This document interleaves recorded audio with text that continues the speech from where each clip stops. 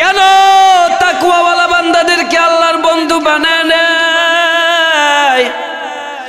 কারণ হলো তাকওয়াওয়ালা বান্দা কখনো চুরি করতে পারে না। যার মধ্যে কবরের ভয় থাকে সে কখনো গুনাহ করতে পারে না, অন্যায় করতে পারে না, অপরাধ করতে পারে না। ঠিক কিনা জোরে বলেন? যার মধ্যে আল্লাহর ভয় থাকে, হাসরের ভয় থাকে, কিয়ামতের ভয় থাকে, তারা কখনো অন্যায় করতে পারে না, তারা কখনো গুনার ধারে কাছেও যেতে পারে না। ঠিক কিনা জোরে বলেন? আল্লাহ জানায় দেয় 1 নম্বরে তাকওয়াওয়ালা বান্দাদের জন্য 1 নম্বর সুসংবাদ, আল্লাহর বন্ধুত্বের স্বীকৃতি দিয়ে দেয়। বলেন সুবহানাল্লাহ। 2 নম্বরে তাকওয়াওয়ালা বান্দাদের জন্য এবার আল্লাহ ঘোষণা দেয়, রে মুমিন ঈমানওয়ালা আল্লাহর গোলাম, আমি আল্লাহ তোমাদের বন্ধুত্বের স্বীকৃতি দিয়া দিলাম।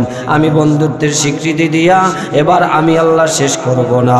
আমি আল্লাহ বন্ধুত্বের স্বীকৃতি দেওয়ার পর এবার আমি আল্লাহ তোমাদের জন্য 2টা পুরস্কারের ঘোষণা করলাম। সুবহানাল্লাহ।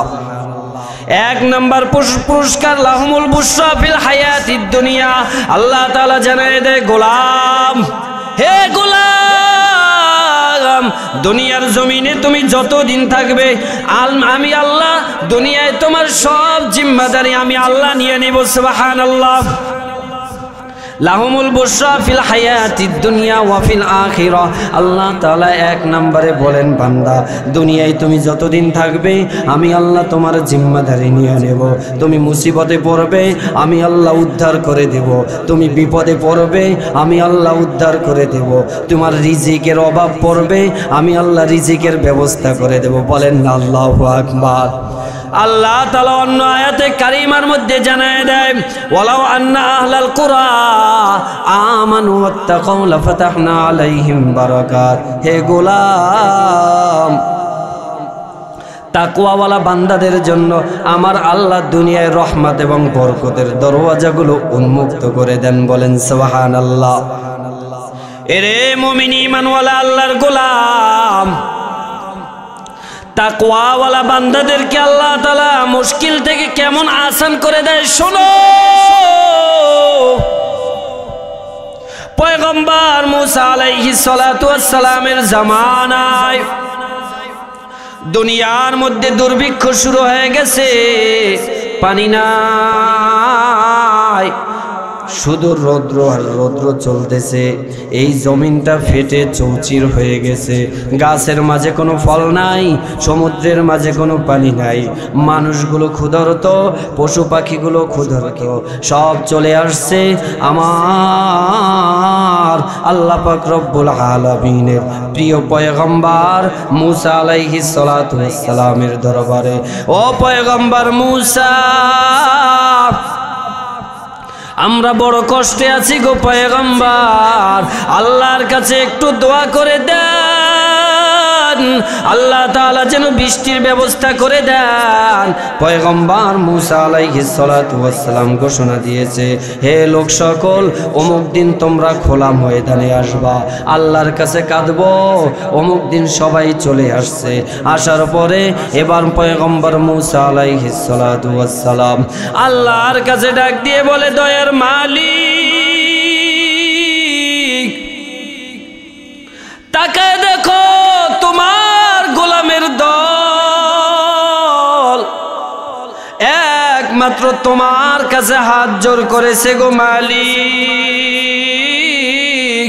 আয় আল্লাহ, তুমি বৃষ্টির ব্যবস্থা করে দাও। পয়গম্বর মুসা কাঁদতেছে, আল্লাহ জমিনের মধ্যে বৃষ্টির ব্যবস্থা করে দাও, কিন্তু কোনো বৃষ্টির খবর নাই, বৃষ্টির ব্যবস্থা হয় না। 1 বার 2 বার 3 বার দোয়া করেছে। এরপরে পয়গম্বর মুসা আলাইহিস সালাতু ওয়াস সালাম আল্লাহর কাছে ডাক দিয়ে বলতেছে, মালিক, ও দয়ার মালিক, তুমি তো আমার কাছে বলেছো আমি তোমার বন্ধু, যখন তোমার কাছে দোয়া করব তুমি আমার দোয়া কবুল করবা, কিন্তু আমি 1 বার 2 বার 3 বার তোমার কাছে দোয়া করলাম, ও আল্লাহ তুমি তো আমার দোয়া কবুল করলা না গো আল্লাহ। মানুষের কাছে তুমি আমাকে ঝুটা বানাইলা গো আল্লাহ। আল্লাহর কাছে পয়গম্বর মুসা কাঁদতেছে,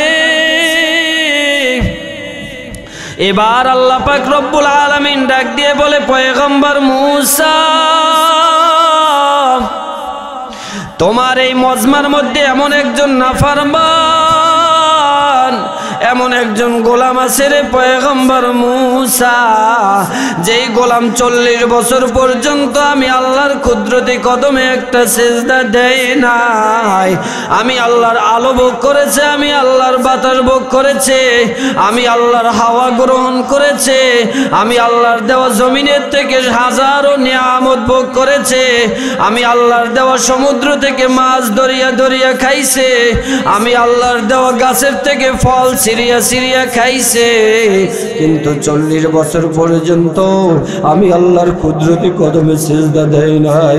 এ পয়গম্বর মূসা, ওই বান্দা যতক্ষণ পর্যন্ত এই মজলিস থেকে না উঠবে ততক্ষণ পর্যন্ত আমি দোয়া কবুল করব না। পয়গম্বর মূসা এবার ঘোষণা করে দিয়েছে, উঁচু স্থানে ঘোষণা করে দিছে, এ আমার উম্মতের দল, কে আছো এমন নাফরমান যে 40 বছর পর্যন্ত আমার আল্লাহর কুদরতি কদমে সিজদা দেও নাই? আমার আল্লাহ তোমার প্রতি বড় নারাজ,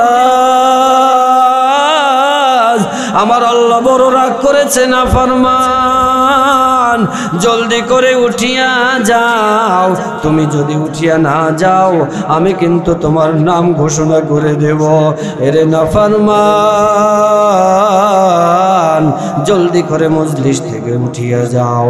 কিন্তু আল্লাহর ওই বান্দা এই ঘোষণা শোনার পরে ডানে তাকায়, বামে তাকায়, সামনে তাকায়, পিছনে তাকায়, দেখে আল্লাহর কোনো বান্দা উঠে না। বান্দা আল্লাহর এই বান্দার তো বোঝার বাকি নাই, এই নাফরমান আমি ছাড়া আর কেউ না, কেউ না।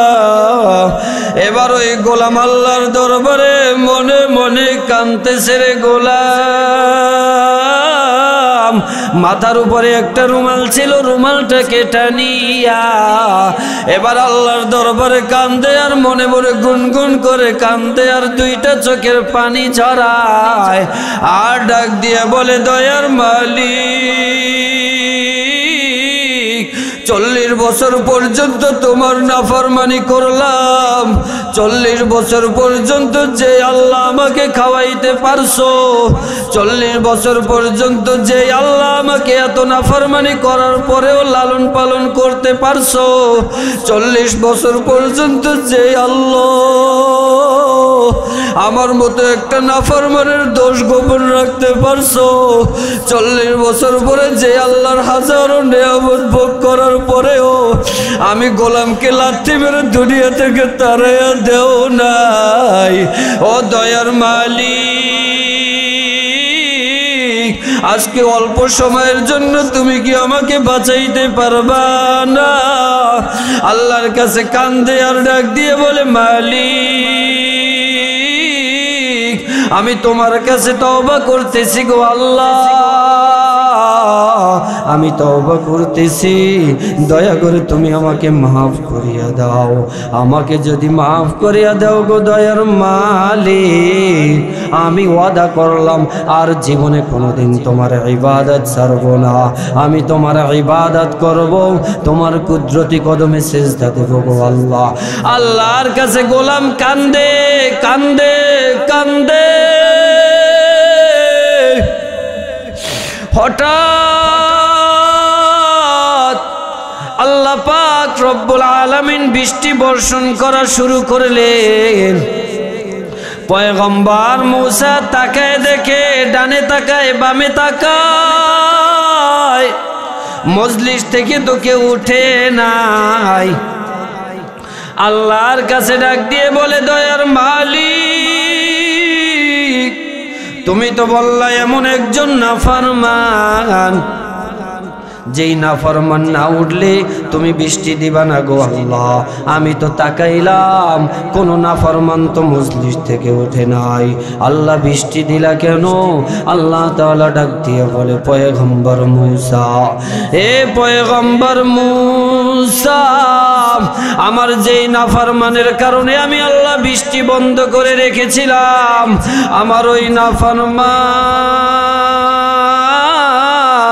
আমি আল্লাহর দরবারে এমন ভাবে কাঁদছে, আমি আল্লাহর দরবারে দুইটা চোখের পানি এমন ভাবে ঝরাইছে, আমি আল্লাহ সহ্য করতে পারি নাই।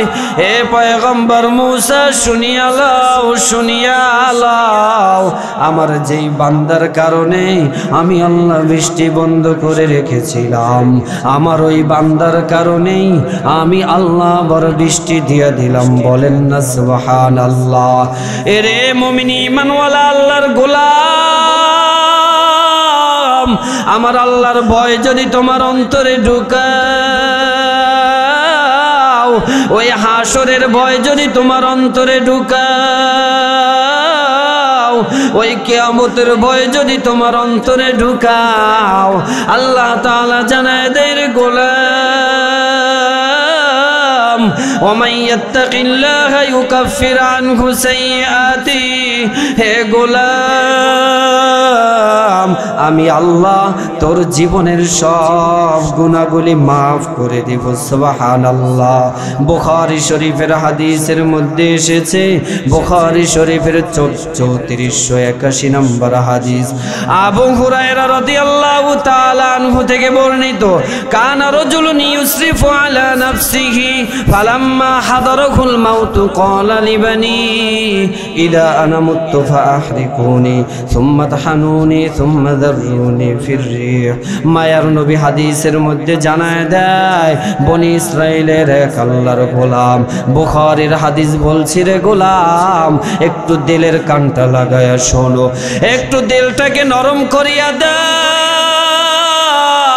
আমি মুসাফির, এমন একটা জায়গা থেকে তোমাদের কাছে এসেছি, সেই নদী বন্দর এলাকা থেকে তোমাদের কাছে এসেছি রে ভাই। দুনিয়াবে কোনো মাকসাদ নাই, আমার আল্লাহর দ্বীনি দাওয়াত পৌঁছানোর জন্য এসেছি রে ভাই। একটু দিলের কানটা লাগায়া শোনো, আমি মুসাফির, হতে পারে আজকের এই মজমাটা আমার আল্লাহ তোমার 2 ফোঁটা চোখের পানির কারণে আমার আল্লাহ কবুল করে নিতে পারেন, ঠিক কিনা জোরে বলেন। এরে মুমিন ঈমানওয়ালা আল্লাহর গোলাম, বনি ইসরাইলের আল্লাহর গোলাম, সারা জীবন কাপন চুরি করেছে আল্লাহর ওই গোলাম। মৃত ব্যক্তিকে যখন কবরে দাফন করা হয়, ওই মৃত ব্যক্তির কবরটাকে খনন করিয়া লাশ থেকে কাপড়টাকে চুরি করিয়া ওই কাপড়টাকে আবার প্রসেসিং করে এরপরে বাজারে বিক্রি করত। এরে মুমিন ঈমানওয়ালা আল্লাহর গোলাম, কিন্তু আল্লাহর এই গোলাম এক পর্যায়ে যখন বৃদ্ধ হয়ে গেছে, চুলগুলো যখন সাদা হয়ে গেছে, দাড়িগুলো সাদা হয়ে গেছে, চামড়ায় ভাঁজ পড়ে গেছে, এবার ওই আল্লাহর গোলাম মনে মনে ভাবতেছে, এই দুনিয়ায় থাকার সময় এখন আর আমার নাই, মরার সময় হয়ে গেছে, আমার মৃত্যুর সময় সন্নিকটে চলে আসছে। কিন্তু গোলামের মধ্যে আমার আল্লাহর ভয়, গোলামের মধ্যে আল্লাহর ভয় ঢুকে গেছে। হায় আফসোস, সারা জীবনটা তো গুনার রাস্তায় কাটাইলাম, আমার আল্লাহর কুদরতি কদমে তো কোনোদিন সেজদা দেই না। এবার গোলাম মনে মনে ভাবতেছে, আমি এমন একটা কাজ করে যেতে চাই, যেই কাজের কারণে আমার আল্লাহর সামনে যেন আমাকে দাঁড়াইতে না হয়। এবার আল্লাহর গোলাম তার সন্তানদেরকে ডাকতেছে, হে আমার আদরের সন্তান, আসো জলদি করে সামনে আসো, আমার সামনে আসো, তোমাদের সাথে আমার জরুরি কথা আছে। ও বাবা, এমন কি জরুরি কথা বলবেন গো বাবা? এরে সন্তান, তোমাদের সাথে আমার জরুরি কথা আছে। আমি তোমাদের কাছে দুইটা ওসিয়ত করে যেতে চাই। ও বাবা, এমন কি ওসিয়ত করবেন? এরে সন্তান, আমি যখন দুনিয়া থেকে মারা যাইব, এই দুনিয়া থেকে আমি যখন চিরবিদায় নিয়ে চলে যাব রে সন্তান, আমার লাশটাকে তোমরা পোড়ায় ফেলবা, আমার লাশটাকে তোমরা আগুনে পোড়ায় ছাই করে ফেলবা, আমার রক্ত মাংস হাড্ডিগুলো সব একাকার করে ফেলবা। সন্তান ডাক দিয়ে বলে, গো বাবা, আপনার মনে এমন কি ব্যথা গো বাবা? এমন কি ব্যথার কারণে আপনি এই সিদ্ধান্ত নিয়েছেন গো বাবা? ও বাবা, আপনার মনে এমন কি ব্যথা? বাবা ডাক দিয়া বলে, রে সন্তান, আমার মনে কোনো ব্যথা নাই, আমার মনে কোনো টেনশন নাই, আমার মনে কোনো কষ্ট নাই, তবে আমার মনের মধ্যে একটা ভয়। ও বাবা, এমন কি ভয়? এর সন্তান,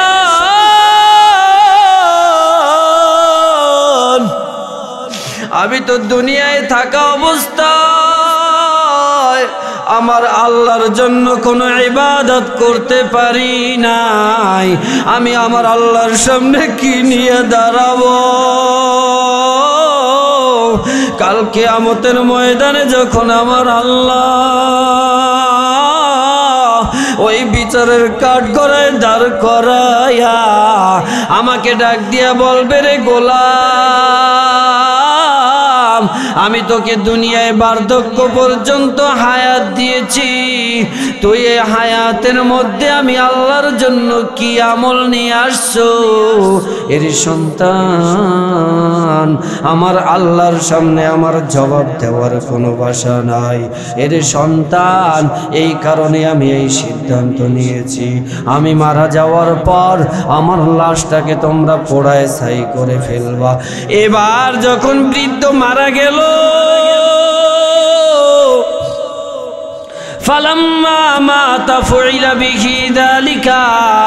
আল্লাহর গোলাম যখন দুনিয়ার জমিন থেকে চিরবিদায় হয়ে চলে গেল, এবার সন্তানেরা বাবার লাশটাকে পোড়ায় ছাই করে ফেলেছে, একাকার করে ফেলেছে। এবার সন্তানেরা যখন লাশগুলো একাকার করে ফেলেছে, এবার ওই লাশের ছাই প্রবল বাতাসে সমুদ্রের মাঝে নিক্ষেপ করে দিয়েছে। আমার আল্লাহ দেখে কি দেখে না? আরো জোরে বলেন, দেখে কি দেখে না? আমার আল্লাহ তাকায় তাকায় দেখতেছে, রে গোলাম, আমি আল্লাহর জন্য কত ভয় না তুই করছো, তোর অন্তরের মধ্যে আমি আল্লাহর জন্য কত ভয় ঢুকাইছো। আমার আল্লাহ তাকায় তাকায় দেখতেছে, লাশের ছাইগুলো সমুদ্রে ফেলে দিয়েছে। আমার আল্লাহ তাআলা জমিনকে নির্দেশ দিয়েছেন, ফামারাল্লাহুল আরদা ফাকালা ইজমাই মা ফিকি মিনহু। আল্লাহ তাআলা জানায় দেয়, জমিন, তোর মধ্যে আমার এই বান্দার যত ছাই আছে সব ছাইগুলোকে একত্রিত করে দে। বলেন আল্লাহু আকবার। আল্লাহ তাআলা বলতেছে, রে জমিন, আমার এই গোলামের ছাইগুলো একত্রিত করে দে। এবার গোলামের ছাইগুলো জমিন একত্রিত করে দিয়েছে। আল্লাহ তাআলা এবার ডাক দিয়েছে, গোলাম, তুই আমি আল্লাহর হুকুমে আবার আগের মতো জীবিত হয়ে যা। সুবহানাল্লাহ। হে গোলাম, আমি আল্লাহর সামনে আবার জীবিত হইয়া যাও। আমি আল্লাহর সামনে আবার জীবিত হয়ে যাও। এবার গোলাম আমার আল্লাহর সামনে আবার জীবিত হয়ে গেছে, কিন্তু পার্থক্য কি জানুনি? গোলাম এবার আল্লাহর দরবারে থর থর থর থর করে কাঁপতেছে। আল্লাহু আকবার। আল্লাহ তাআলা ডাক দিয়া বলে, রে গোলাম, কেন তুমি কাঁপতেছো? কেন তুমি কাঁপতেছো রে গোলাম? হে গোলাম, কেন তোমার চোখ থেকে পানি ঝরতেছে? গোলাম ডাক দিয়ে বলে, দয়ার মালিক, আর তো কোনো কারণ নাই, আর তো কোনো কারণ নাই। ও দয়ার আল্লাহ, একমাত্র আপনার ভয় আমার অন্তরে ঢুকেছে গো আল্লাহ। হাসরের ভয় আমার অন্তরে ঢুকেছে গো আল্লাহ। ওই কিয়ামতের ময়দানে আমি কিভাবে আপনার সামনে দাঁড়াবো গো আল্লাহ। ও দয়ার মালিক, দয়া করে আপনি আমাকে মাফ করিয়া দেন। গোলাম এবারও আল্লাহর দরবারে অজর ধারায় কাঁদতেছে। এ জীবনে না করিলাম বন্দেগী, এ জীবনে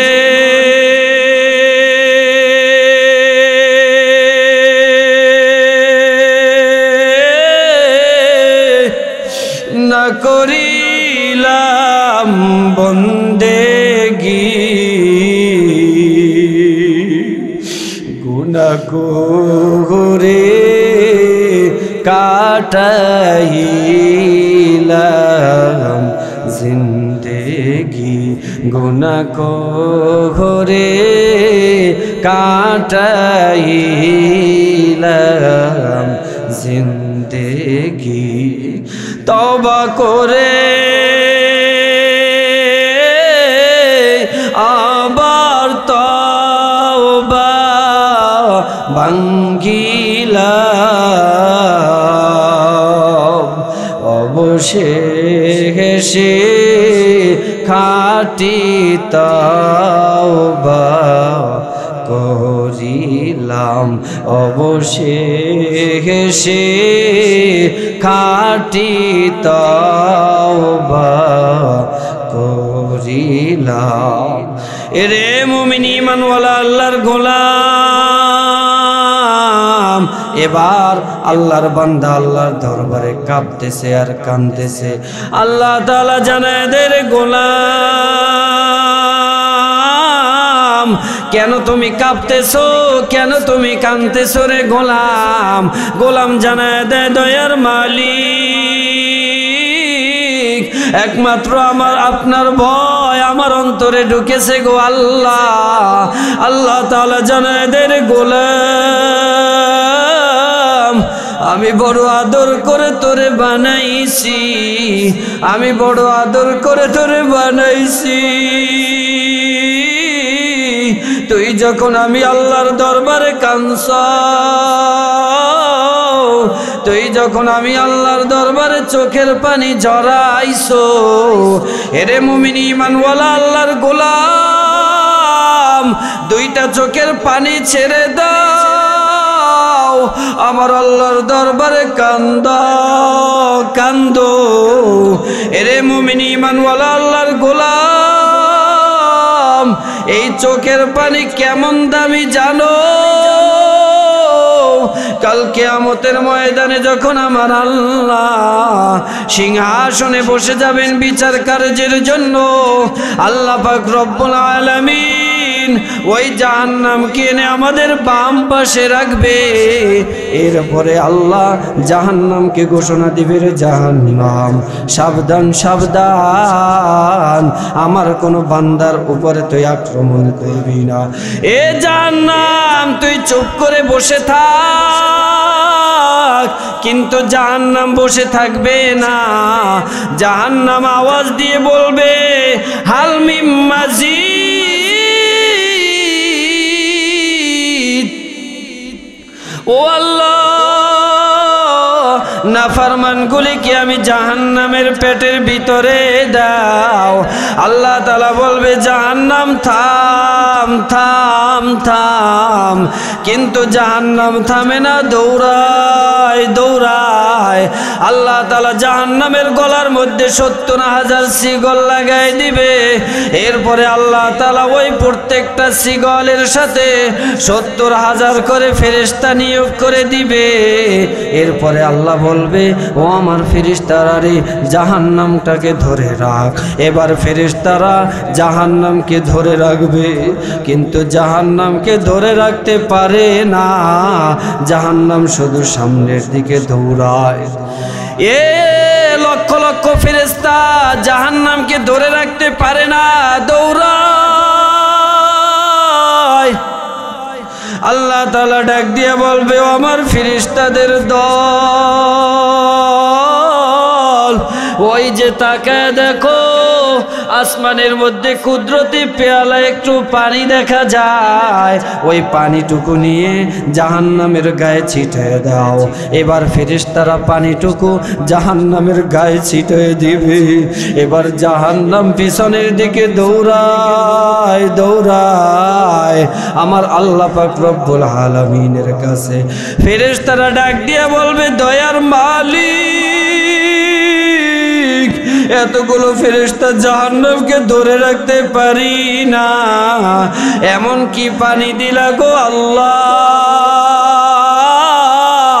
ও আল্লাহ, এটা কি কোন হাউজে কাউসারের পানি, নাকি আবে হায়াতের পানি, নাকি জমজমের পানি? ও আল্লাহ, এমন কি পানি দিলা গো দয়ার মালিক? আল্লাহ ডাক দিয়া বলবে না রে ফেরেশতা না, এটা আমার কোন জমজমের পানিও নয়, এটা হাউজে কাউসারের পানিও না। এটা কি পানি তোমরা জানো? ওই যে গভীর রাত পর্যন্ত আমার গোলামেরা খাদিমনগরে মাহফিল শুনেছিল, ওই সিলেটের মধ্যে মাহফিল শুনেছিল, গভীর রাত্র পর্যন্ত, মধ্যরাত্র পর্যন্ত আমার গোলামের দল আমার জাহান্নামের বয়ান শুনিয়া দুইটা চোখ থেকে পানি ঝরাইছে। আমার ওই বান্দাদের চোখের পানি আমি আল্লাহ জমা করে রেখেছি। এ আমার কলিজার টুকরো যুবক, এ বৃদ্ধ বাবাজিরা রে, এ আমার পর্দার অন্তরালের মা, পায়ে হাত দিয়া বলে যাই রে যুবক, মনটাকে নরম করিয়া দিয়া দুইটা চোখের পানি ছেড়ে দাও। আমার আল্লাহর দরবারে কান্দো কান্দো আর ডাক দিয়া বলো দয়ার মালিক,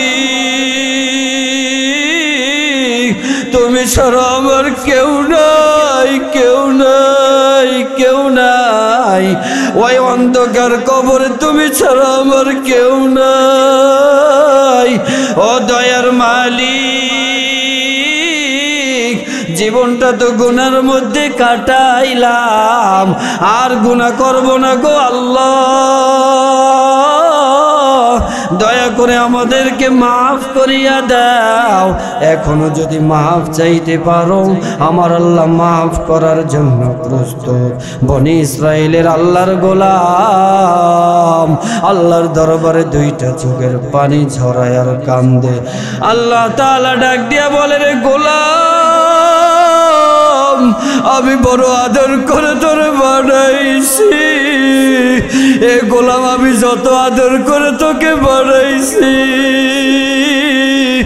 আমার ফেরেশতাকেও আমি এত আদর করে বানাই নাই।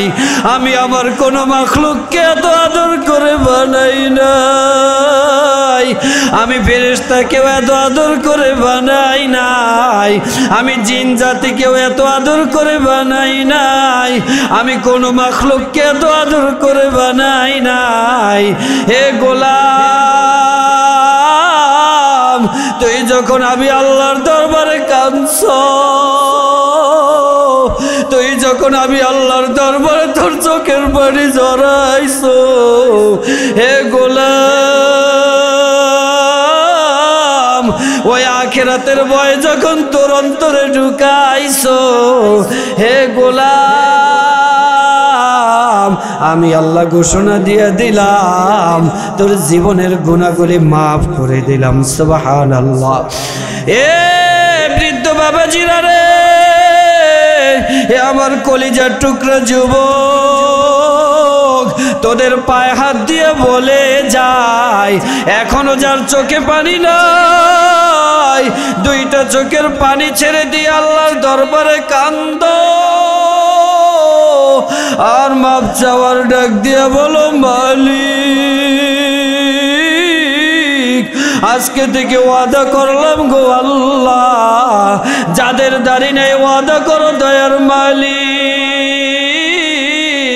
আজকে থেকে ওয়াদা করলাম আর দাড়িতে পোঁছ লাগাবো না, ও দয়ার মালিক, আজ থেকে আর কোনোদিন নামাজ কাজা করব না। আয় আল্লাহ, হালাল পন্থায় চলবো, হারামের দ্বারে কাছেও যাব না, প্রয়োজনে না খেয়ে থাকবো তবু হারামের দ্বারে কাছেও যাব না। এর যুবক, আজকে থেকে যদি ওয়াদা করতে পারো, আমার আল্লাহ জানায় দেয়, ওমাইয়াত্তাকিল্লাহ ইউকাফির আনহু সাইয়্যাতি, হে গোলাম, আমার আল্লাহ তোমার জীবনের গুনাহ মাফ করে দিবেন। সুবহানাল্লাহ। এর যুবক, আজকে তুমি দুনিয়ার রং তামাশার জন্য বড় পাগল, আজকে দুনিয়ার জন্য তুমি বড় পাগল,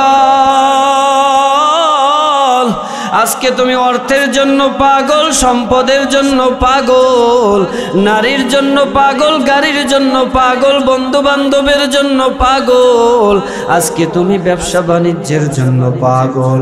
কিন্তু দুনিয়ার মধ্যে বিভিন্ন ধরনের পাগল আছে, কেউ অর্থের পাগল, কেউ সম্পদের পাগল, কেউ নারীর পাগল, কেউ গাড়ির পাগল। কিন্তু এই পাগলের মধ্যে আল্লাহর এমন একদল পাগল,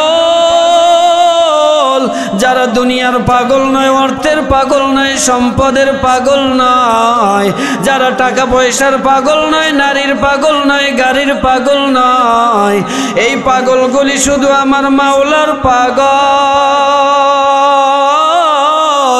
এই আল্লাহর পাগলের হাঁটা চলার মাঝেও খুঁজে আমার মাওলায় কয়, এরা ঘুমাইতে গেলেও খুঁজে আমার মাওলা, খাওয়া দাওয়ার মাঝেও খুঁজে আমার মাওলায় কয়।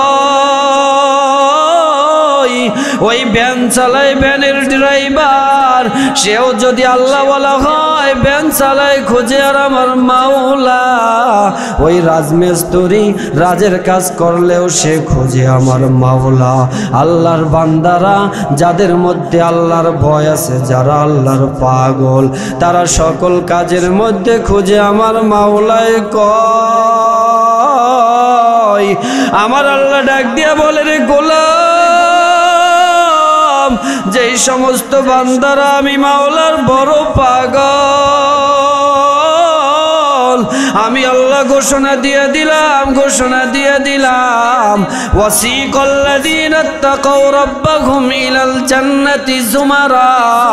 হে গোলাম, আমার আল্লাহ ঘোষণা দিয়ে দেয়, আমার যেই বান্দারা আমি আল্লাহর বড় পাগল, যেই বান্দারা আমি মাওলার জন্য বড় পাগল, আল্লাহ ঘোষণা দিয়ে দেয়, গোলাম, আমার আল্লাহ তোমাদের জন্য জান্নাত রেখে দিয়েছেন। সুবহানাল্লাহ। অন্য আয়াতে আল্লাহ জানায় দেয়, ওয়া আম্মা মান খাফা মাকামা রাব্বিহি ওয়া নাহান নাফসা আনিল হাওয়া। আজকে যদি তুমি জাহান্নামের ভয় অন্তরে ঢুকাও, আজকে যদি হাসরের ভয় তোমার অন্তরে ঢুকাও, আজকে যদি আল্লাহর ভয় তোমার অন্তরে ঢুকাও, আর যদি মনে মনে তওবা করো দয়ার মালিক আর কোনোদিন গুনাহ করব না, আর কোনোদিন গুনার ধারে কাছেও যাব না গো আল্লাহ। আমার আল্লাহ জানায় দেয় রে গোলাম, আমার আল্লাহ তোমার জন্য দুইটা জান্নাতের সুসংবাদ দিয়ে দেন। সুবহানাল্লাহ। ওয়া আম্মা মান খাফা মাকাম রাব্বিহি ওয়া নাহান নাফসা আনিল হাওয়া। আল্লাহ জানায় দেয় গোলাম, আখিরাতের ভয় যদি অন্তরে ঢুকায়া তোমার জিন্দেগিটাকে কোরআন ও হাদিস অনুযায়ী গড়তে পারো, ওলামায়ে কেরামের পরামর্শ অনুযায়ী যদি গড়তে পারো, নবীর সুন্নাত অনুযায়ী যদি তোমার জীবনটাকে গড়তে পারো, আল্লাহ জানায় দেয় গোলাম আমি আল্লাহ তোমাকে দুইটা জান্নাতের মালিক বানায় দেব। কারা কারা রাজি আছি দুই জান্নাতের মালিক হওয়ার জন্য? দুইটা হাত তুলে দেখায় দেয়। লিল্লাহি তাকবীর, লিল্লাহি তাকবীর। আয় আল্লাহ রব্বুল আলামিন, তাকায় দেখো গো আল্লাহ, রাত্র 1:30 বেজে গেছে গো দয়ার মালিক, পৃথিবীর সব দরওয়াজা বন্ধ হয়ে গেছে গো আল্লাহ। তাকায় দেখো তোমার কতগুলো পাগল আয় আল্লাহ তোমার প্রেমে পড়ে গভীর রাত পর্যন্ত বসে আছে গো আল্লাহ। আল্লাহ তোমার পাগলেরা ওয়াদা করেছে, আয় আল্লাহ তোমার পাগলদেরকে তোমার পাগল হিসেবেই কবুল করে নাও, বলি আমিন। সুন্নতি জিন্দেগি ধারণ করার তৌফিক দান করে দাও, বলি আমিন। আয় আল্লাহ আমাদের প্রত্যেককে আয় আল্লাহ আখিরাতের সামানা জোগাড় করার তৌফিক দান করে দিন, বলি আমিন। আল্লাহ পাক রব্বুল আলামিন আমাদের সকলকে আখিরাতের সামান জোগানোর তৌফিক দান করুক।